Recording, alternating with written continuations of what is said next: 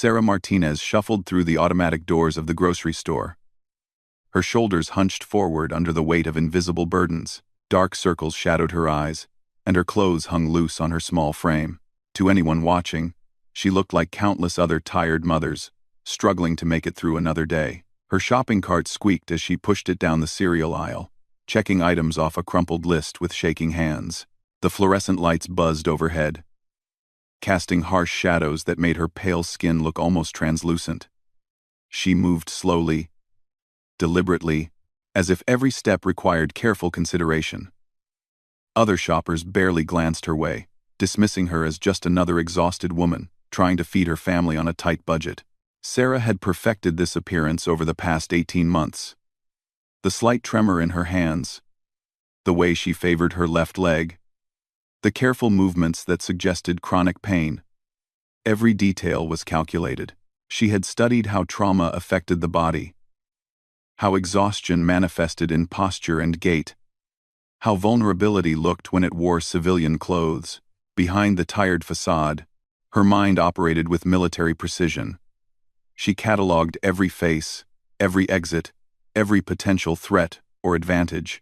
Years of elite training had taught her to assess situations in seconds, to identify danger before it fully materialized. But today, like every day for the past year and a half, she was hunting something far more dangerous than enemy combatants in foreign territories.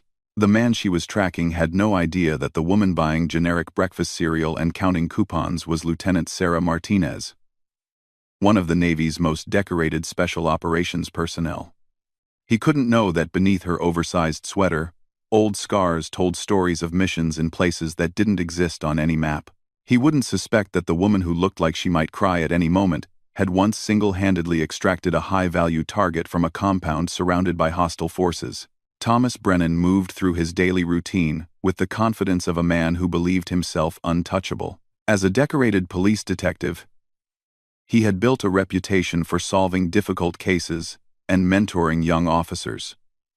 His colleagues respected him, his supervisors praised his dedication, and the community saw him as a pillar of law and order. But Sarah knew the truth that lurked beneath his polished exterior. For 3 years, Brennan had been systematically stalking and terrorizing military families, particularly targeting the wives and children of deployed service members. He used his law enforcement connections to access personal information, his police training to avoid detection, and his position of authority to discredit anyone who tried to report his behavior. The victims were scattered across multiple jurisdictions, making it nearly impossible for any single department to see the pattern. Sarah's own sister had been one of his targets. Lisa Martinez Cooper, married to a Marine sergeant deployed overseas, had endured months of harassment that escalated from anonymous phone calls to break-ins that left no evidence but missing personal items. When Lisa tried to report the incidents, Brennan's influence within the department ensured her complaints were buried or dismissed as the paranoid fears of a lonely military spouse. The breaking point came when Lisa's 8-year-old daughter started having nightmares about the man who watched her from across the street during recess. School officials assured Lisa that security was tight, but the little girl's descriptions were too detailed, too consistent to dismiss. When Lisa found evidence that someone had been in her daughter's bedroom while they slept, she made a desperate call to her sister. Sarah had been between deployments when Lisa's tearful phone call came through. Her sister's voice shook as she described feeling trapped, watched, hunted. Local authorities either couldn't or wouldn't help, and Lisa was afraid that escalating her complaints would put her daughter in greater danger. Sarah listened with growing rage as her sister described, feeling powerless in her own home, jumping at every shadow, checking locks obsessively, living in constant fear. That night, Sarah made a decision that would define the next phase of her life. She requested extended leave, citing family emergency.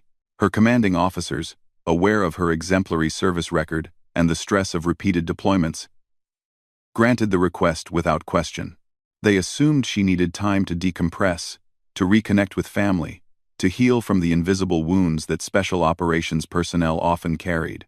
Sarah moved to a small apartment across town from her sister, close enough to provide support, but far enough to avoid drawing attention to the connection. She crafted her new identity carefully. A woman recovering from a difficult divorce, struggling with depression and anxiety. Barely managing to keep her head above water, she studied the mannerisms of trauma survivors, practiced the subtle signs of someone whose confidence had been systematically destroyed. The transformation required her to suppress every instinct that had kept her alive through years of dangerous missions. Instead of the hypervigilant awareness that came naturally to special operations personnel, she had to project the glazed, overwhelmed look of someone barely coping with daily life. Instead of the controlled, efficient movements that marked her as a trained warrior, she adopted the hesitant, careful gait of someone afraid of drawing attention. Sarah began her surveillance of Detective Brennan by studying his patterns from a distance. She learned that he stopped at this particular grocery store every Tuesday evening after his shift, always buying the same items, always using the self-checkout lanes to avoid interaction with staff. He lived alone in a tidy house in a middle-class neighborhood, drove a well-maintained sedan, and maintained the appearance of a model citizen. But Sarah noticed things that others missed. The way his eyes followed young women in the store, cataloging details with predatory focus. The fact that his grocery trips always coincided with times when military families would be shopping for weekly supplies. The subtle bulge of recording equipment in his jacket pocket, disguised as a phone or wallet. As she moved through the store, Sarah allowed herself to drift closer to where Brennan examined produce with theatrical concentration. She could feel his attention shift to her, studying her with the same calculating gaze she had observed him using on other potential targets. Her instincts screamed warnings, but she forced herself to maintain her vulnerable facade, to present herself as exactly the type of victim he preferred. The first contact came as she struggled to reach a box of crackers from a high shelf. Her performance was perfect. The slight wince as she stretched, the frustrated sigh when her fingertips barely brushed the box, the embarrassed flush when she realized someone was watching. Brennan appeared beside her with practiced timing, his smile warm and concerned as he easily retrieved the item she couldn't reach. "Here you go," he said, his voice carrying the authoritative kindness that made people trust law enforcement. "These shelves are way too high. I don't know what the store designers were thinking." Sarah accepted the box with grateful surprise that didn't quite reach her eyes. "Thank you so much. I swear I'm shrinking every year." Her laugh was nervous, self-deprecating, the sound of someone who had learned to make herself smaller in every possible way. Brennan's response was perfectly calibrated. Concerned, but not pushy. Helpful, but not overwhelming. He asked if she needed help with anything else. Mentioned that he came to this store regularly and had noticed how poorly organized it was. His manner suggested someone genuinely interested in helping, not someone cataloging details about a potential victim. But Sarah recognized the techniques he was using because she had been trained in similar approaches for intelligence gathering. The way he positioned himself to seem non-threatening while maintaining a clear view of her cart's contents. The casual questions that seemed like small talk but actually gathered information about her living situation, her schedule, her support network. She played her part perfectly, offering just enough information to seem trusting while maintaining the appropriate level of caution for someone who had learned to be wary of strangers. She mentioned being new to the area, struggling to adjust after a difficult life change, finding it hard to meet people. Every detail was designed to make her seem isolated and vulnerable, while establishing a plausible reason for future encounters. When they parted ways in the parking lot, Sarah made sure Brennan saw her struggle with loading groceries into an older car that she had specifically chosen for its worn appearance. She fumbled with her keys, dropped her purse, and generally presented the image of someone barely managing the simple tasks of daily life. Through her peripheral vision, she watched him memorize her license plate number and note which direction she drove when leaving the lot. Over the following weeks, Sarah carefully orchestrated a series of seemingly chance encounters. She appeared at the coffee shop Brennan frequented, always ordering the same simple drink and sitting alone with a book she never seemed to actually read. She shopped at the hardware store, where he bought supplies, asking hesitant questions about basic home repairs that suggested she was living alone and struggling with maintenance issues. Each encounter built on the previous one, creating a narrative of a woman who was isolated, overwhelmed, and gradually beginning to trust the kind detective who always seemed to appear when she needed help. Brennan responded exactly as Sarah had predicted, slowly increasing the frequency of their accidental meetings and beginning to insert himself into her routine with offers of assistance. The breakthrough came when Sarah staged a minor car trouble incident in the grocery store parking lot where they had first met. She timed it perfectly for Brennan's usual shopping day, ensuring he would find her standing beside her car with the hood up, looking helpless and frustrated.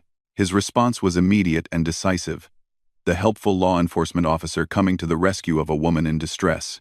As Brennan examined her engine with professional competence, Sarah watched him work with the satisfaction of a hunter who had successfully baited her trap. He had no idea that the apparently random mechanical failure had been carefully engineered, that the vulnerable woman he was helping was actually documenting every word of their conversation, every detail of his behavior. When he offered to follow her home to make sure she arrived safely, Sarah accepted with the grateful relief of someone who had learned to appreciate any gesture of kindness. She gave him an address 3 blocks from her actual apartment, a location she had chosen specifically for the surveillance opportunities it would provide. That night, as Sarah sat in her real apartment reviewing the day's interactions, she felt the familiar surge of satisfaction that came from a mission moving according to plan. Phase 1 was complete.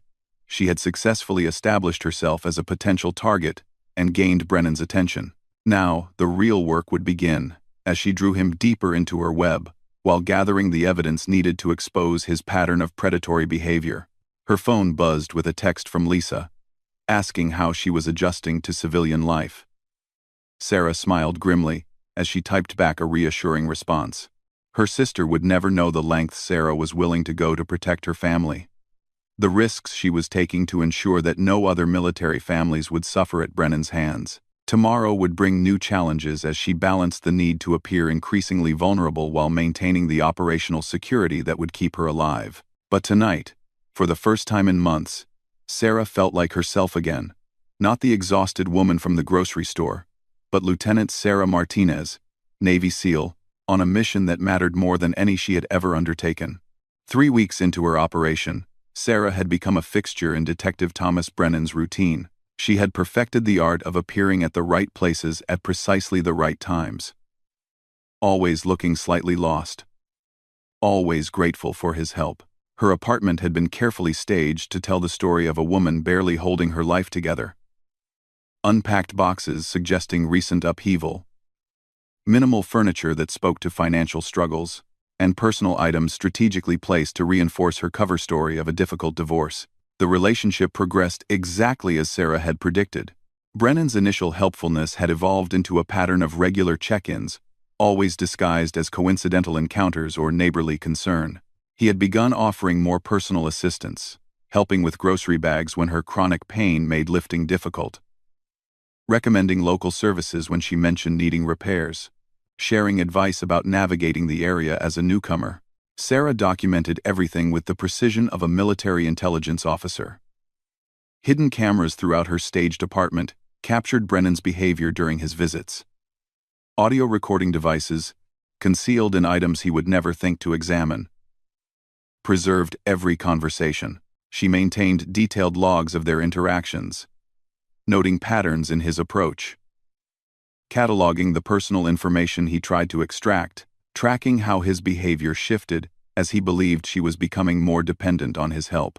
The first major breakthrough came when Brennan offered to help her feel more secure in her new home. He suggested security improvements with the authority of someone who understood criminal behavior, recommending specific locks, alarm systems, and safety procedures. But Sarah recognized the advice for what it really was: intelligence gathering, disguised as protection. Every recommendation gave him insight into her security measures. Every suggestion revealed potential vulnerabilities he could exploit later. When he offered to install new locks himself, citing his experience and desire to help a friend avoid contractor expenses, Sarah accepted with the appropriate level of grateful relief. She watched with professional interest as Brennan examined her apartment with the trained eye of a predator mapping terrain. He noted window access, escape routes, and sightlines with the same attention to detail Sarah had been taught to apply to hostile environments. The lock installation became a masterclass in psychological manipulation. Brennan worked with competent efficiency while maintaining a steady stream of conversation designed to elicit personal information. He asked about her family with sympathetic concern, inquired about her daily routine with protective interest, and explored her social connections with the subtle thoroughness of an interrogator. Sarah provided carefully crafted responses that painted a picture of isolation and vulnerability. She mentioned family members who lived far away and rarely called, described a social circle that had dissolved during her divorce, and referenced a work situation that kept her busy but didn't provide meaningful connections. Every detail was designed to reinforce Brennan's assessment that she was alone, unprotected, and unlikely to have anyone who would notice if something happened to her. But the most revealing moment came when Brennan discovered a framed photo that Sarah had placed strategically on a bookshelf. The picture showed her in military dress uniform, but she had carefully altered it to make the rank insignia indistinct and her face slightly blurred. When Brennan asked about it, Sarah's response was perfectly calculated to draw his interest while misdirecting his suspicions. "That's from my brother's wedding," she said with a sad smile that didn't quite reach her eyes. "He insisted I wear his uniform for pictures since he couldn't make it home in time." I felt ridiculous, but it made him happy to know someone was representing the family properly. The lie was layered with enough truth to be believable while serving multiple purposes. It explained the military connection without revealing Sarah's actual service, suggested she had family ties to the armed forces without making her seem like an active threat, and reinforced her image as someone who prioritized others' needs over her own comfort. Brennan's reaction confirmed Sarah's assessment of his targeting preferences. His questions became more focused, probing for details about her brother's deployment status, her own relationship with military culture, and her feelings about the sacrifices required of military families. She could see him cataloging information, building a profile that would determine whether she fit his preferred victim type. Over the following days, Sarah noticed the subtle changes that indicated Brennan was moving into the next phase of his predatory pattern. The frequency of his chance encounters increased, but the interactions became shorter and more purposeful. He began testing her boundaries with small requests and minor impositions, gauging her willingness to accommodate his needs over her own comfort. The shift was almost imperceptible to someone not trained to recognize manipulation tactics. Brennan started arriving earlier for their planned meetings, then apologizing for the inconvenience, while noting that she didn't seem to mind.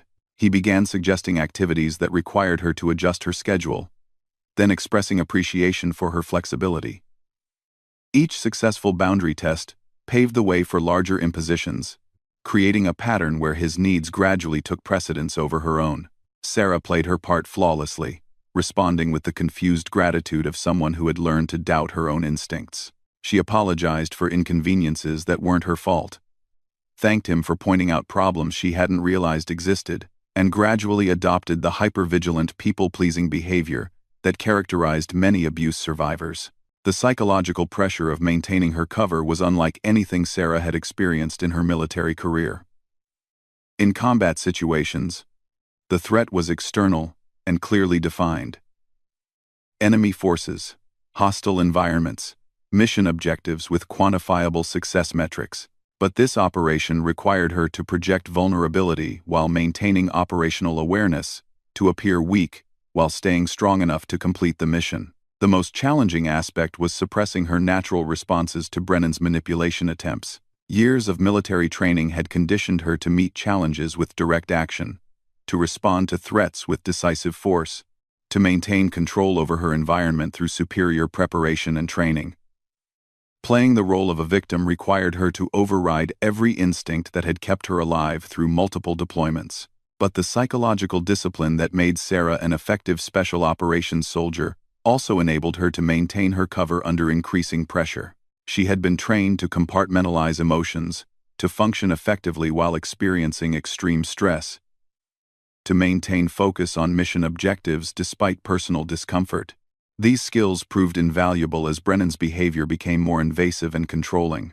The next escalation came when Brennan suggested that Sarah might benefit from learning basic self-defense techniques.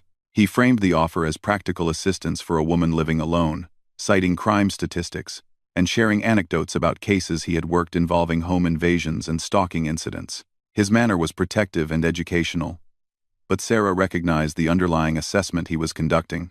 The self-defense sessions took place in Brennan's garage, which he had equipped with basic training mats and equipment. Sarah approached these sessions with particular caution, knowing they would provide Brennan with detailed intelligence about her physical capabilities, combat reflexes, and potential threat level. She had to demonstrate enough competence to be believable while concealing the lethal skills that would immediately expose her true identity.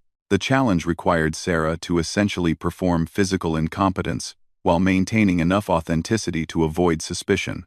She allowed Brennan to teach her basic techniques that she could perform in her sleep, responding with the awkward enthusiasm of someone discovering new abilities.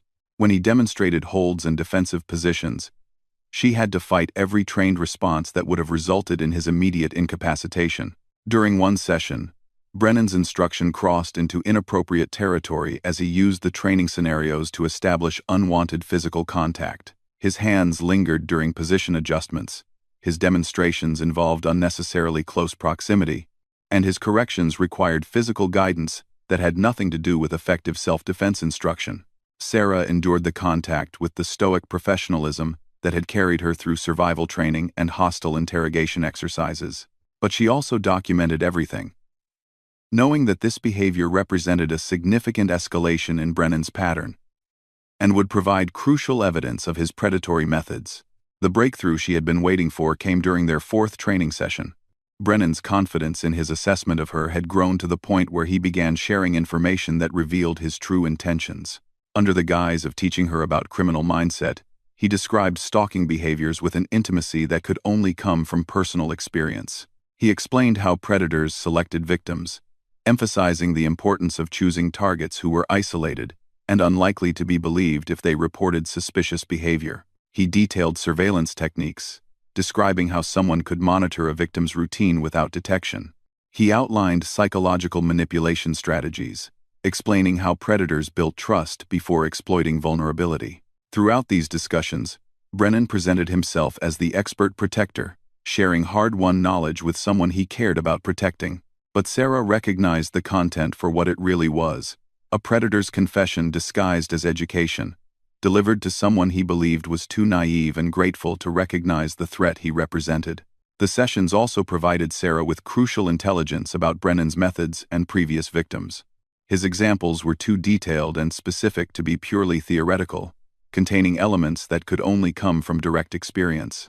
He described victim responses with clinical accuracy, referenced specific locations with unnecessary precision, and demonstrated knowledge of police investigation procedures that suggested he had successfully avoided detection in the past. Sarah began cross-referencing the information Brennan revealed with missing person reports, unsolved stalking cases, and incident reports from military family support networks. A pattern emerged that confirmed her worst suspicions about the scope of his activities. Brennan hadn't just targeted her sister and a few other families. He had been systematically hunting military wives and children across multiple jurisdictions for years. The evidence was damning but incomplete. Sarah needed irrefutable proof that would survive legal scrutiny and ensure Brennan's conviction. She needed him to reveal details about specific victims, provide evidence of his surveillance activities, and demonstrate his methods in a way that could be documented and verified. The opportunity came when Brennan suggested they should practice self-defense scenarios in more realistic settings.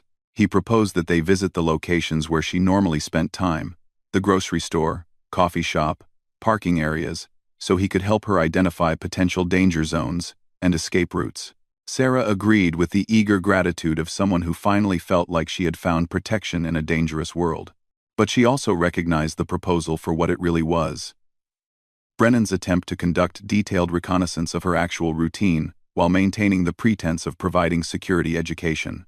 As they planned these excursions, Sarah felt the familiar anticipation that came before the decisive phase of any operation. All the careful preparation, patient surveillance, and psychological manipulation had brought her to this moment. Soon, Detective Thomas Brennan would discover that the exhausted, vulnerable woman he had been grooming was actually the most dangerous person he would ever encounter. But first, she had to survive whatever came next without breaking character. Maintain her cover while gathering the final evidence needed to destroy him, and ensure that when the trap finally closed, there would be no possibility of escape for the predator who had terrorized her family and countless others. The final phase of Sarah's operation began on a rainy Thursday evening when Detective Thomas Brennan made his fatal mistake. For 6 weeks, he had been slowly escalating his behavior, testing boundaries and building trust with the woman he believed was his perfect victim. His confidence had grown to the point where he no longer saw the need for careful subtlety. Tonight, he would reveal himself completely, never suspecting that every word and action was being recorded by someone whose patience and preparation far exceeded his own. Sarah had spent the day carefully staging the scene that would serve as Brennan's undoing. Her apartment had been equipped with state-of-the-art surveillance equipment, hidden so expertly that even a trained law enforcement officer would never detect them. Every angle was covered, every conversation would be captured, and every piece of evidence would be admissible in court. The evening started according to their established routine. Brennan arrived under the pretense of checking the security improvements they had discussed, bringing dinner from the restaurant, where he had insisted they should become regular customers. His manner was relaxed and proprietary, the demeanor of someone who felt completely in control of the situation. But Sarah noticed subtle changes in his behavior that indicated tonight would be different. His eyes moved around her apartment with renewed interest, cataloging details he had previously overlooked. His questions became more personal and invasive, probing for information about her deepest fears and vulnerabilities. Most tellingly, he had disabled his police radio and left his service weapon in the car. Preparations that suggested he planned activities that couldn't be interrupted or explained. The conversation during dinner followed a script that Sarah recognized from her research into predatory behavior. Brennan steered the discussion toward topics designed to isolate her psychologically, questioning whether she could really trust her distant family members, suggesting that her ex-husband's criticisms might have been valid, implying that she was fortunate to have found someone who genuinely cared about her welfare. Each comment was calculated to erode her self-confidence and increase her emotional dependence on his approval. In any other context, Sarah would have recognized these tactics immediately and responded accordingly. But maintaining her cover required her to absorb the psychological assault while appearing to internalize his manipulative messages. The transformation in Brennan became more pronounced as the evening progressed. The helpful, protective persona he had maintained for weeks gradually dissolved, replaced by something colder and more calculating. His voice took on a different tone, more authoritative, less concerned with her comfort. His body language shifted from respectful distance to invasive proximity, testing how much space he could claim without triggering obvious resistance. Sarah played her part perfectly, responding with the confusion and compliance that Brennan expected from his victims. She thanked him for his honesty about her character flaws, apologized for being too sensitive when he criticized her appearance, and gradually retreated into the apologetic deference that he was conditioning her to adopt. But beneath her vulnerable exterior, Sarah's tactical mind was operating at peak efficiency. She tracked Brennan's position relative to exits and potential weapons, monitored his stress levels through micro-expressions and vocal patterns, and constantly assessed the optimal timing for revealing her true identity and taking control of the situation. The moment of truth came when Brennan's phone rang with what he claimed was an emergency call from work. Sarah listened to a one-sided conversation that was clearly fabricated. The pauses were too perfect, the responses too rehearsed, the concern too theatrical. When he hung up, his expression combined regret with poorly concealed satisfaction. "I'm sorry, Sarah, but I have to respond to a situation. There's been a break-in at a house where a military wife lives alone with her kids. The responding officers requested detective backup because they think it might be connected to other incidents we've been tracking." The lie was masterfully constructed, playing on Sarah's supposed connection to military families while establishing a time frame that would explain his absence if anyone asked. But Sarah recognized the story for what it really was: Brennan's exit strategy for the evening's planned activities, creating an alibi that would account for his whereabouts while deflecting suspicion about his true intentions. "I understand completely," Sarah replied with the selfless concern that he expected. "You have to help those families. I can't imagine how terrifying that must be for them." Brennan's response revealed the depth of his psychological manipulation. Instead of leaving immediately, he began expressing conflicted feelings about abandoning her when she seemed particularly vulnerable. He worried aloud about her safety, questioned whether she would be able to sleep without feeling anxious, and suggested that perhaps he should stay to ensure her peace of mind. The performance was designed to make Sarah feel responsible for his decision to stay, transforming what appeared to be his sacrifice into her request. She was supposed to insist that he remain, to prioritize her emotional needs over his professional duties, to become complicit in whatever, followed by explicitly asking for his continued presence. But Sarah had studied Brennan's methods extensively, and she knew exactly where this manipulation was leading. Instead of taking the bait, she responded with a solution that would serve her operational needs while appearing to support his fabricated dilemma. "What if I came with you?" she suggested hesitantly. "I know I couldn't help with police work, but I could wait in the car. Sometimes, it helps to have someone there when you're dealing with difficult situations, and honestly, I think I'd feel safer knowing where you are than staying here, wondering if you're okay." The proposal caught Brennan off guard, because it didn't fit any of the response patterns he had been cultivating. Sarah had offered a solution that appeared to prioritize his needs while actually disrupting his plans completely. She had volunteered to accompany him to a crime scene that didn't exist, creating a situation where he would have to either abandon his fabricated emergency or escalate his deception to dangerous levels. Sarah watched Brennan's face as he processed this unexpected development. She could see him calculating alternatives, weighing the risks of different approaches, struggling to maintain his helpful facade while adapting to circumstances he hadn't anticipated. His hesitation lasted only seconds, but it was long enough for Sarah to confirm that tonight had been planned as something more than a social visit. "That's incredibly sweet of you," Brennan finally responded. "But I can't expose you to potentially dangerous situations. What if the suspect is still in the area? What if there are complications that require backup units? I couldn't forgive myself if something happened to you because I was selfish enough to want company." The refusal was wrapped in protective concern, but Sarah heard the underlying panic of someone whose carefully laid plans had been disrupted.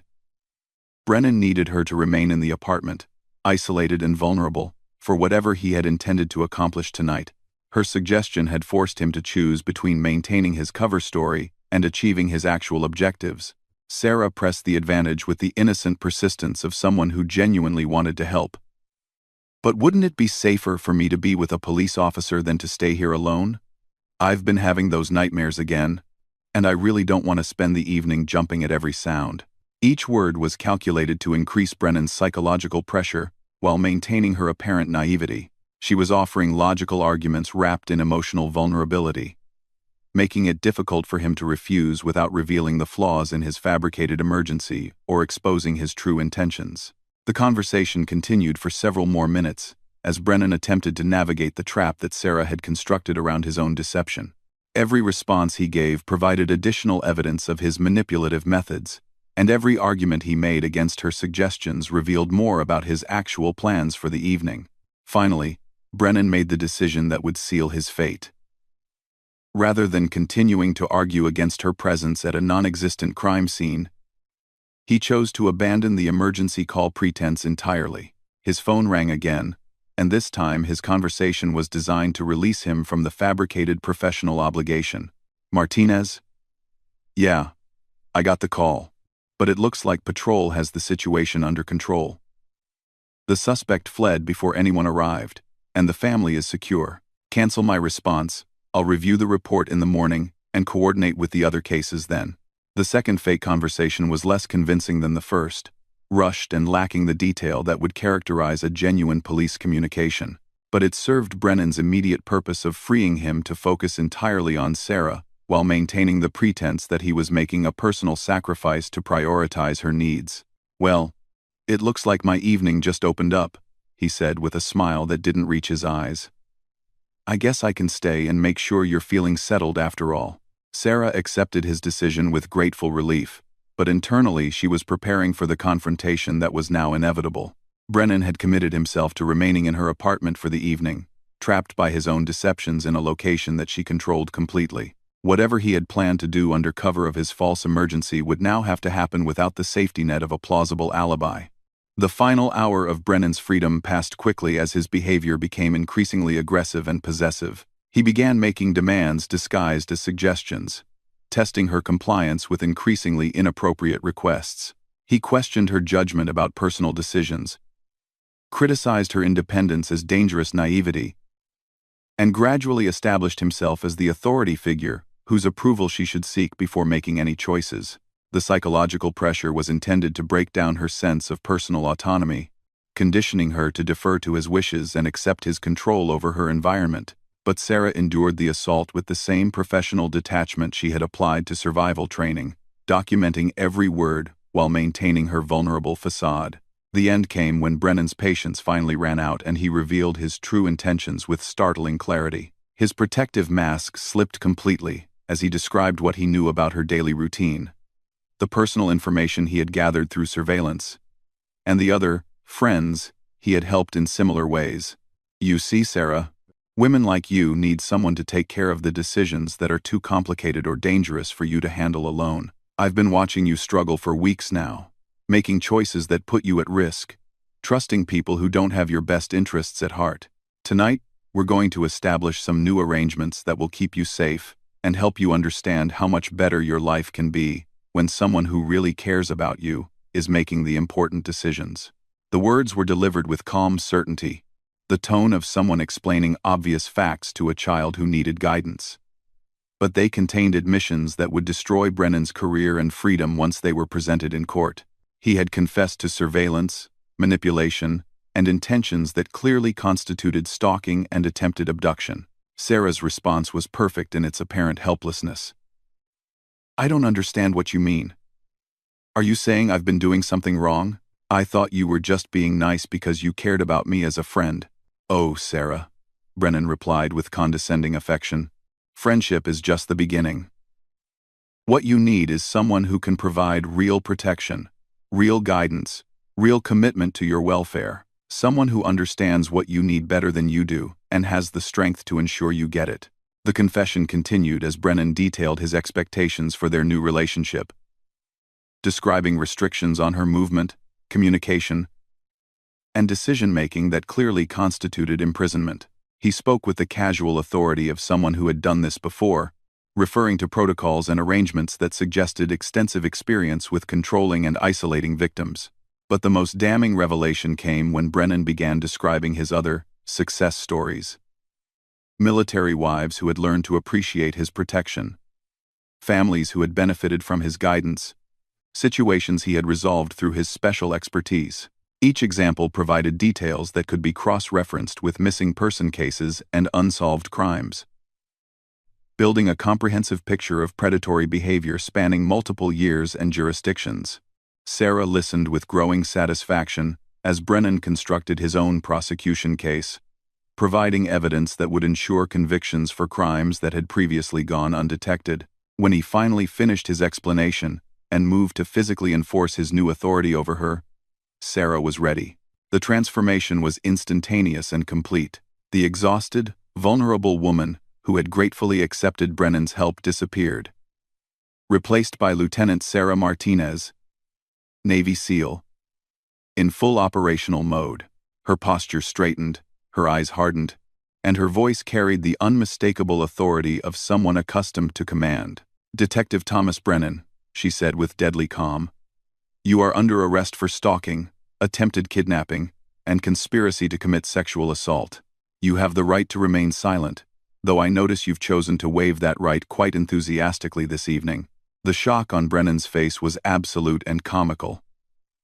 For a few seconds, he couldn't process what had happened, staring at Sarah as if she had transformed into a completely different person. When understanding finally dawned, his expression cycled through disbelief, rage, and desperate calculation as he searched for some way to regain control of the situation.